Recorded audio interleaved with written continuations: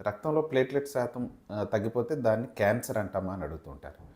So, దీనికి సింపుల్‌గా చెప్పాలంటే అన్ని రకాల ప్లేట్లెట్స్ తగ్గిపోయే వ్యాధులు క్యాన్సర్ కాదండి. ఖచ్చితంగా 99% ఆఫ్ ద సిట్యుయేషన్‌లో అంటే 99% ఏమవుతుందంటే చాలా రకాలుగా ప్లేట్లెట్లు పడిపోవడానికి కారణం వైరల్ ఇన్ఫెక్షన్స్ కానీ, లేదంటే చిన్న చిన్న ఐటీపీ అనే ప్రాబ్లమ్స్ కానీ, లేదంటే డ్రగ్ ఇండ్యూస్డ్ గానీ, లేదంటే కొన్నిసార్లు బోన్ మ్యారోలో వచ్చే ప్రొడక్షన్ ప్రాబ్లమ్స్ కానీ, ఇలాంటివే ఎక్కువగా ఉంటుంటాయి. క్యాన్సర్ అనేవి మనం చాలా తక్కువ స్థాయిలో చూస్తుంటాం. అది కూడా బ్లడ్ క్యాన్సర్స్‌లో ప్లేట్లెట్స్ తగ్గే అవకాశం ఉంటుంది. సో, ఇప్పుడు నేను చెప్పిన పై అన్ని కారణాలు కలిపి అరౌండ్ 95%-99% ఆఫ్ ద రీజన్స్‌లో ప్లేట్లెట్ తగ్గడానికి అవి కాజ్ చేస్తూ ఉంటాయి. రిమైనింగ్ 1-2% ఆఫ్ ద సిట్యుయేషన్స్‌లో మాత్రమే బ్లడ్ క్యాన్సర్స్ వచ్చే అవకాశం ఉంటుంది.